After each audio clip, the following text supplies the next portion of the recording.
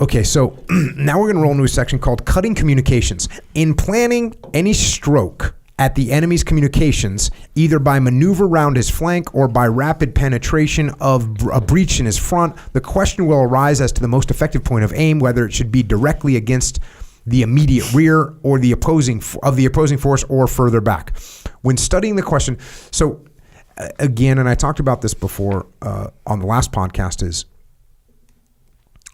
every time it talks about communications, it's telling you, hey, you better keep your communication open. When we talk about attacking the enemy's communications and that's how we cause unbalance and that's how we kind of crush them, great. We're glad to know that. That's also a reminder to us as leaders that communication is so paramount to getting our job done.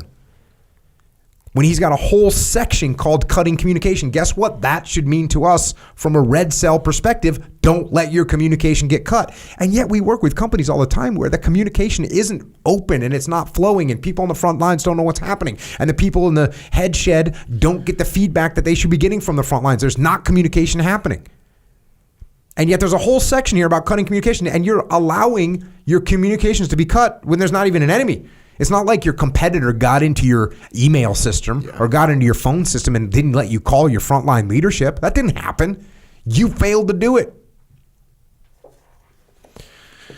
So, where do we cut the communication? When studying this question at the time that experimental mechanized forces were first created and their strategic use was under consideration, I sought guidance on it by analysis of cavalry raids carried out in the past, especially in the more recent wars since railways came into use. While such cavalry raids had more limited potentials than a deep strategic penetration of mechanized forces, seemed to me to promise this difference emphasized rather than detracted from making the significant evidence which they provided.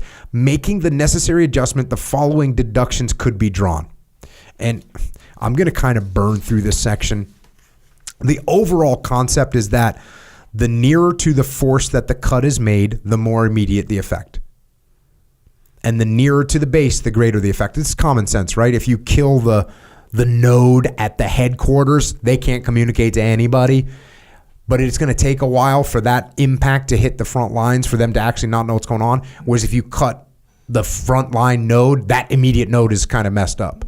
So that's the general consensus that he gets into there.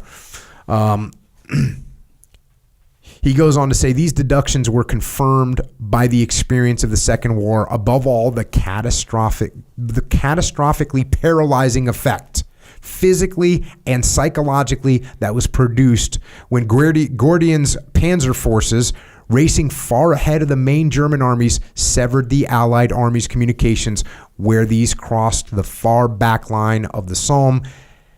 And this is where you run into problems. So catastrophically paralyzing when we start to cut off communications. So look, are you going to go into your competitors' headquarters and destroy their internet and their email? No, you're not going to do that.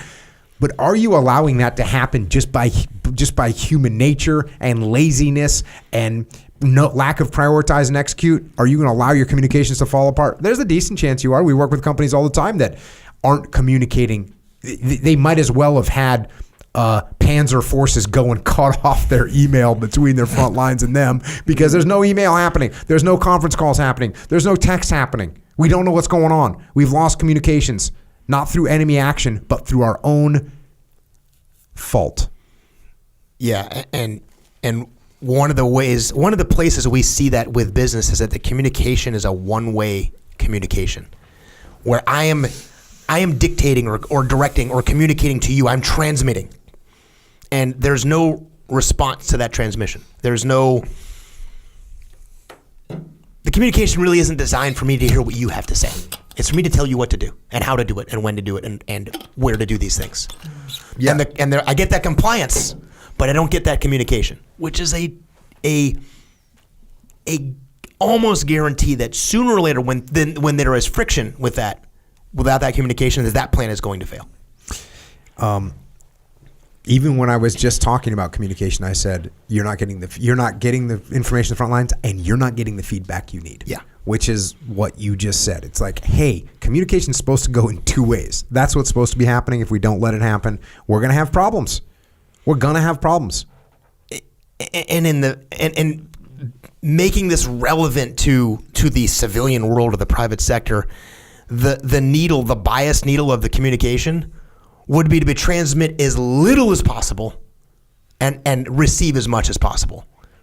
When I have my team communicating to me more than I'm communicating to them, here's what we're seeing, here's what we're doing, here's the problems we're having, here's how we're... You're saying that's what you would want. That's how you would set up the bias. Yes, the bias is, if I see that as the leader doing 90% of the communication, the needle is in the wrong direction.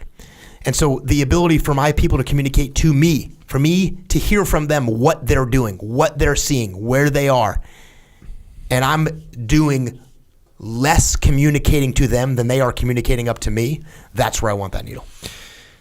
That falls into something I was talking about the other day on our online platform.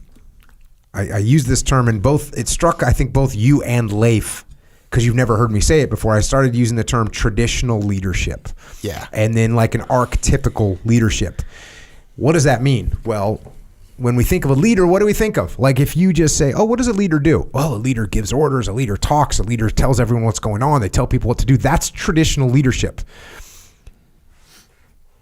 And actually, in my mind, if I'm doing that sort of traditional leadership, I've made 47 mistakes to get to a point where I have to tell you what's going on. I have to give orders. I have to give you direction about where to go and what to do. I've made so many mistakes if I'm doing that traditional leadership role of like, all right, here's what we're doing.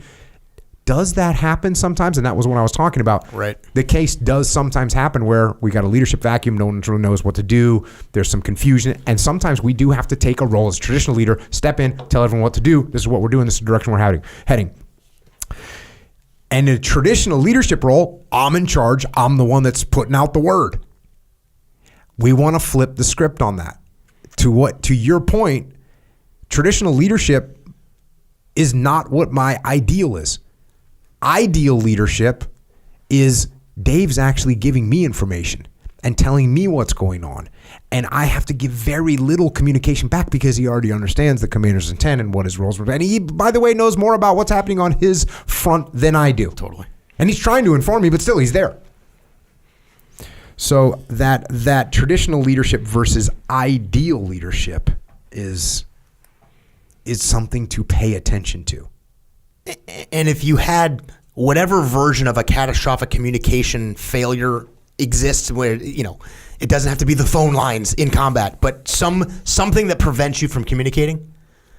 If your people can't operate based on your intent with zero communication and just go out there and execute until somehow that communication line is reopened for whatever reason, that is your failure as a leader, that they don't know what to do if you're not there to tell them what to do. So I don't, in whatever world you're in, your version of a communication cutoff, your people should still be able to execute. 100%.